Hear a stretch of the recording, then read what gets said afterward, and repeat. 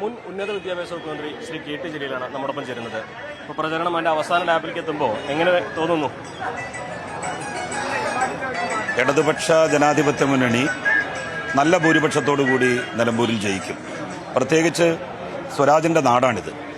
സ്വരാജിനെപ്പോലെ ഒരു ചെറുപ്പക്കാരനെ രാജ്യത്തിന്റെ നിയമനിർമ്മാണ സഭയിലേക്ക് തെരഞ്ഞെടുത്ത് പറഞ്ഞയക്കാനുള്ള ഒരു സൗഭാഗ്യമായിട്ടാണ് ഈ ഉപതെരഞ്ഞെടുപ്പിനെ നാട്ടിലെ ജനങ്ങൾ കാണുന്നത്.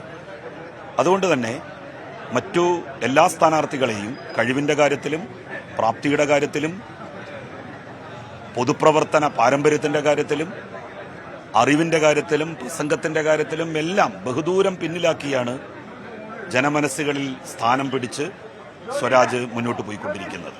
ഈ കഴിഞ്ഞ ദിവസമാണ് വെൽഫെയർ പാർട്ടി UDF-ന് പിന്തുണ പ്രഖ്യാപിച്ചത്. അതിന് പിന്നാലെ തന്നെ സുന്നി വിഭാഗം AP ആണെങ്കിലും AK ആണെങ്കിലും ഇക്കാര്യത്തിൽ അവരുടെ അതൃപ്തി വ്യക്തമാക്കി പരസ്യമായിട്ട് തന്നെ രംഗത്ത് വന്നിട്ടുണ്ട്. ഇതെങ്ങനെ തെരഞ്ഞെടുപ്പിനെ സ്വാധീനിക്കുമെന്നാണ് കരുതുന്നത്? ജമാഅത്തെ ഇസ്ലാമി ഇതുവരെ അറിയപ്പെട്ടിരുന്നത് ഒരു മതസംഘടന എന്നുള്ള നിലയിലാണ്. പക്ഷേ ഇന്നവര് ഒരു രാഷ്ട്രീയ പാർട്ടി എന്നുള്ള നിലയിൽ അറിയപ്പെടാനാണോ ആഗ്രഹിക്കുന്നത് എന്ന് തോന്നിപ്പോകും അവരുടെ പ്രവർത്തനങ്ങൾ കണ്ടാൽ. ജമാഅത്തെ ഇസ്ലാമിയും വെൽഫെയർ പാർട്ടിയും സമീപകാലത്ത് നടന്ന അന്താരാഷ്ട്ര സംഭവങ്ങളിൽ എന്ത് നിലപാട് സ്വീകരിച്ചു എന്നുള്ളതും എന്ത് നിലപാട് സ്വീകരിക്കുന്നു എന്നുള്ളതും പ്രസക്തമാണ്. ഉദാഹരണത്തിന് തുർക്കിയിലെ ഹാഗിയ സോഫിയയിൽ മുസ്ലിങ്ങൾക്ക് മാത്രം ആരാധന നടത്താനുള്ള സൗകര്യം ഒരുക്കിക്കൊടുത്ത അവിടുത്തെ ഉർദുഗാൻ സർക്കാരിന്റെ നടപടിയെ ശക്തമായി അനുകൂലിക്കുന്നവരാണ് ജമാഅത്തെ ഇസ്ലാമി. വെൽഫെയർ പാർട്ടി ഉർദുഗാനുമായി ഇന്ത്യയിലെ ഏതെങ്കിലും ഒരു മതസംഘടനയുടെ നേതാക്കന്മാർ കൂടിക്കാഴ്ച നടത്തിയിട്ടുണ്ടെങ്കിൽ അത് ഇന്ത്യൻ ജമാഅത്തെ ഇസ്ലാമിയുടെ നേതാക്കന്മാർ മാത്രമാണ്. ഹാഗിയ സോഫിയ വിഷയത്തിൽ ജമാഅത്തെ ഇസ്ലാമിയുടെ ഈ നയപരിപാടികളുമായി ഈ സമീപനവുമായി മുസ്ലിം ലീഗ് യോജിക്കുന്നുണ്ടോ, കോൺഗ്രസ് യോജിക്കുന്നുണ്ടോ എന്നുള്ള കാര്യം അവർ വ്യക്തമാക്കണം. ഹാഗിയ സോഫിയ വിഷയത്തിൽ ജമാഅത്തെ ഇസ്ലാമിക്കാര് മുസ്ലിം ലീഗിന്റെ സംസ്ഥാന അധ്യക്ഷൻ പാണക്കാട് സാദിഖ് അലി ശിഹാബ് തങ്ങളെ വരെ കെണിയിൽ വീഴ്ത്തിയവരാണ്.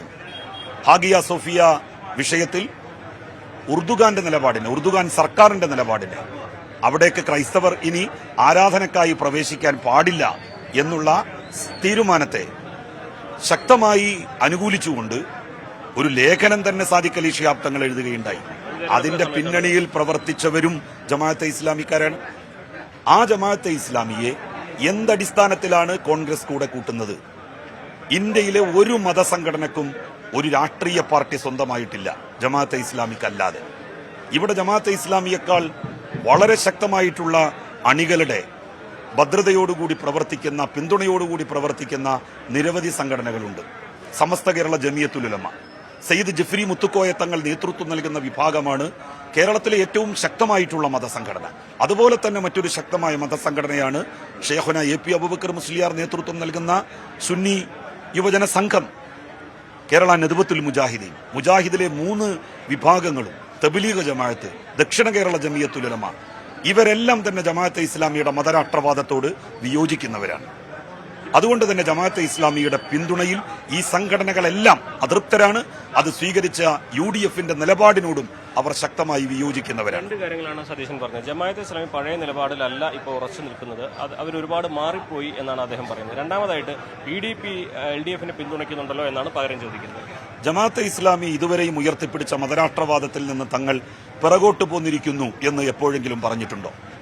മൗലാന മൗദൂദി എഴുതിയിട്ടുള്ള ഏതെങ്കിലും പുസ്തകങ്ങൾ അവര് മാർക്കറ്റിൽ നിന്ന് പിൻവലിച്ചിട്ടുണ്ടോ?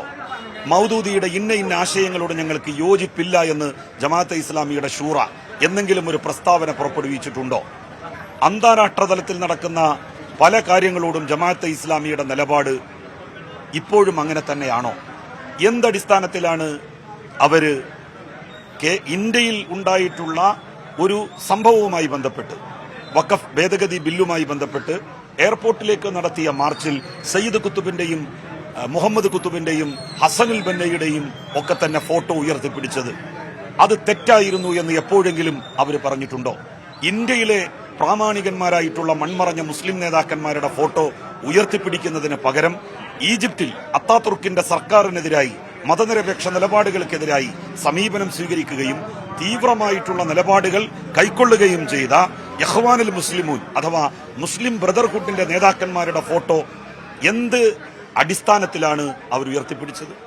അങ്ങനെ ഉയർത്തിപ്പിടിക്കുന്ന ഒരു മതസംഘടനയും ഇന്ത്യ മഹാരാജ്യത്ത് ജമാഅത്തെ ഇസ്ലാമിയും അവരുടെ പോഷക സംഘടനകളും അല്ലാതെ വേറെ ഒരു സംഘടനയും ഇല്ല. PDPയുടെ പിന്തുണയാണ് അവർ പകരം പറയുന്നത്. PDPയുടെ നേതാവ് അബ്ദുൽ നാസർ മഅ്ദനി ആദ്യത്തെ കേസിൽ കുറ്റവിമുക്തനായി വന്ന സന്ദർഭത്തിൽ തന്നെ അദ്ദേഹം കേരളത്തിലെ ജനങ്ങളോട് പരസ്യമായിട്ട് തന്നെ അദ്ദേഹം ക്ഷമാപണം നടത്തിയതാണ്. കാരണം തനിക്കുണ്ടായിട്ടുള്ള അനുഭവങ്ങൾ, ജയിലിൽ വെച്ച് തന്നെ സഹായിച്ച ഹൈന്ദവ സഹോദരന്മാരുടെ കഥകൾ, ഇതെല്ലാം അദ്ദേഹം നിരത്തുകയുണ്ടായി. ഇക്കാലമത്രയും താൻ പിന്തുടർന്നു പോന്നിരുന്ന സമീപനങ്ങൾ അത് ഞാനിതാ തിരുത്തുന്നു എന്ന് അബ്ദുൽ നാസർ മഅ്ദനി പരസ്യമായി പറഞ്ഞതാണ്. അതിനുശേഷം അബ്ദുൽ നാസർ മഅ്ദനിയോ അദ്ദേഹത്തിന്റെ പാർട്ടിയോ അങ്ങനെ ഒരു നിലപാട് സ്വീകരിച്ചിട്ടില്ല. ഉണ്ടെങ്കിൽ ഏതെങ്കിലും ഒരു സിംഗിൾ ഇൻസിഡന്റ് അവർ ചൂണ്ടിക്കാണിക്കട്ടെ. ഒപ്പം തന്നെ ഇന്ന് വന്ന മറ്റൊരു പ്രധാനപ്പെട്ട കാര്യം, കത്തോലിക്ക കോൺഗ്രസ് അവരുടെ സർക്കുലർ പുറത്തിറക്കിയിരിക്കുകയാണ്. വെൽഫെയർ പാർട്ടിയുമായി സഹകരിക്കുന്ന പ്രസ്ഥാനങ്ങളോട് അവരുടെ സമീപനം വ്യക്തമാകും. അത് ജനാധിപത്യ വിരുദ്ധമാണ്. PDPയെ പോലെ തന്നെ ജമാഅത്തെ ഇസ്ലാമിയെ പിന്തുണയ്ക്കുന്നവരും എതിർക്കപ്പെടേണ്ടതാണ് എന്നാണ് അവരുടെ സർക്കുലർ ഉള്ളത്. ഇത് ആരെ സഹായിക്കാനാണ്? അല്ല, ക്രൈസ്തവ വിഭാഗങ്ങൾക്ക് സ്വാഭാവികമായും ജമാഅത്തെ ഇസ്ലാമിയോട് എതിർപ്പുണ്ട്. മുസ്ലിം വിഭാഗങ്ങൾക്ക് തന്നെ എതിർപ്പുണ്ടല്ലോ.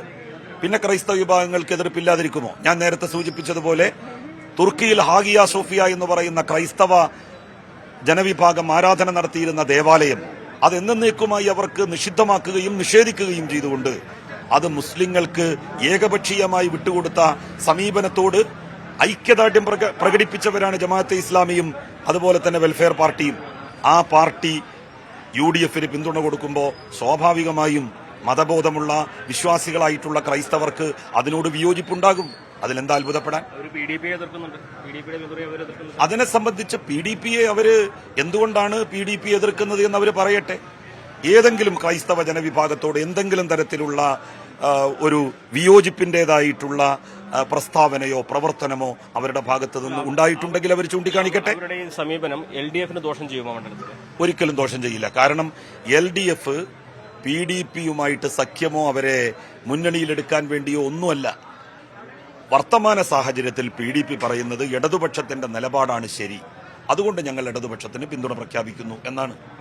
പിന്തുണ ഉറപ്പിക്കാൻ കഴിയും. തീർച്ചയായിട്ടും ക്രൈസ്തവരുടെയും മുസ്ലിങ്ങളുടെയും ഹിന്ദുക്കളുടെയും നാനാജാതി മതസ്ഥരുടെയും പിന്തുണ ഈ തെരഞ്ഞെടുപ്പിൽ സ്വരാജിന് ഉറപ്പിക്കാൻ കഴിയും. മറ്റൊരു പ്രധാനപ്പെട്ട കാര്യം, മുഖ്യമന്ത്രിയുടെ മലപ്പുറം അഭിമുഖത്തെ ചൊല്ലിയാണ് വലിയ പ്രചാരണം UDF നടത്തുന്നത്. അദ്ദേഹം അടുത്ത ദിവസം മുതൽ മലപ്പുറത്ത് വന്ന് പ്രചാരണത്തിൽ നിലമ്പൂരിൽ നിൽക്കാൻ പോവുകയാണ്. ഈ പ്രചാരണം അവർ വീണ്ടും ശക്തമാക്കുന്നു വരുന്നു. എങ്ങനെയാണ് അതിനെ മലപ്പുറം ജില്ല തന്നെ ഉണ്ടാക്കിയത് ആരാണ്? സഖാ VMSന്റെ ശേഷിയും കെൽപ്പും കമ്മ്യൂണിസ്റ്റ് പാർട്ടിയുടെ പിന്തുണയും അവരുടെ വളരെ ശക്തമായിട്ടുള്ള നിലപാടുമില്ലായിരുന്നെങ്കിൽ കോൺഗ്രസിന്റെയും ജനസംഘത്തിന്റെയും തീരുമാനങ്ങളെ മറികടന്ന് ഈ ജില്ല യാഥാർത്ഥ്യമാകുമായിരുന്നു. ഈ ജില്ല ഉണ്ടാക്കിയവർ ഈ ജില്ലക്കാരെ അപമാനിക്കും എന്ന് UDFകാർ പറഞ്ഞാൽ ആരാണ് വിശ്വസിക്കുക? കാലിക്കറ്റ് സർവകലാശാല ഉണ്ടാക്കിയത് എന്ത് കാര്യങ്ങൾ, ഇപ്പോ ചേലാമലയിൽ പെരിന്തൽമണ്ണയിൽ അലിഗഡ് മുസ്ലിം യൂണിവേഴ്സിറ്റിയുടെ ഓഫ് ക്യാമ്പസ് കൊണ്ടുവന്നത് എല്ലാം ഈ ഇടതുപക്ഷ സർക്കാരല്ലേ? അങ്ങനെയുള്ള ഇടതുപക്ഷം ഇവിടുത്തെ ആളുകൾക്കെതിരായി എന്ത് നിലപാട് സ്വീകരിക്കുമെന്നാണ് അവർ പറയുന്നത്? അവസാനം ഒറ്റ കാര്യം കൂടി, ഈ സ്കൂൾ സമയ വ്യത്യാസത്തെക്കുറിച്ച് സമസ്ത അവരുടെ ആശങ്ക മുഖ്യമന്ത്രി അറിയിച്ചിട്ടുണ്ട്. അതിൽ എങ്ങനെ ഒരു സമീപനം ഉണ്ടാവുമെന്നാണ് പ്രതീക്ഷിക്കുന്നത്? അല്ല, മുഖ്യമന്ത്രി ആ കാര്യം എല്ലാ വിഭാഗം ആളുകളുമായും സംസാരിക്കും. അത് രമ്യമായിട്ട് തന്നെ പരിഹരിക്കും. സമസ്തയുടെ പ്രസിഡന്റ് ജഫ്രി മുത്തുക്കോയ തങ്ങൾ ഇന്ന് അതും കൂടി പരിഗണിച്ച് കാര്യങ്ങൾ എന്താണെന്ന് തീരുമാനിക്കണം എന്ന് രണ്ടുപേരോടുമാണ് പറഞ്ഞിട്ടുള്ളത്. ഇത് സർക്കാരിന്റെ കാര്യം മാത്രമല്ല, പ്രതിപക്ഷത്തിന്റെയും ഇക്കാര്യത്തിൽ അഭിപ്രായം എന്താണ് എന്ന് അറിയണം. ജഫ്രി മുത്തുക്കോയ തങ്ങൾ മുഖ്യമന്ത്രിയോട് മാത്രമല്ലല്ലോ, പ്രതിപക്ഷ നേതാവിനോടും പറഞ്ഞിട്ടുണ്ടല്ലോ. ഇങ്ങനെ ഒരു സാഹചര്യം എങ്ങനെയാണ്, എന്ത് സാഹചര്യത്തിലാണ് ഉണ്ടായത് എന്നുള്ളത് രണ്ടു കൂട്ടരും അതിനെ സംബന്ധിച്ച് ബന്ധപ്പെട്ടവരുമായി ആലോചിച്ച് രമ്യമായിട്ടുള്ളൊരു പരിഹാരം അതിന് ആർക്കും വേദനയോ വിഷമമോ ഇല്ലാത്ത രൂപത്തിൽ എടുക്കും എന്നാണ് ഞാൻ പ്രതീക്ഷിക്കുന്നത്. സമസ്തയുടെ EK വിഭാഗത്തിന് പിന്തുണ നിലമ്പൂരിൽ കിട്ടുമെന്ന് പ്രതീക്ഷിക്കുന്നുണ്ട്. EK വിഭാഗത്തിന്റെയും AP വിഭാഗത്തിന്റെയും നെതുവത്തുൽ മുജാഹിദിന്റെയും എല്ലാം പിന്തുണ കിട്ടും. കാരണം സ്വരാജിനെ പോലെ ഒരു സ്ഥാനാർത്ഥിക്ക് അവരാരും വോട്ട് ചെയ്തില്ലെങ്കിൽ അതിനേക്കാൾ വലിയ നന്ദികേട് മറ്റൊന്നുണ്ടാവില്ല. ഇടതുപക്ഷത്തിന്റെ നയങ്ങളാണ് അദ്ദേഹം വിശദീകരിച്ചത്. എന്തുകൊണ്ട് ഇടതുപക്ഷം ജയിക്കണമെന്ന കാര്യവും അദ്ദേഹം ഇതിനോടകം തന്നെ വ്യക്തമാക്കി കഴിഞ്ഞു. വിനോദ് കുമാറിനൊപ്പം CV അനുമോദ്, ന്യൂസ് 18.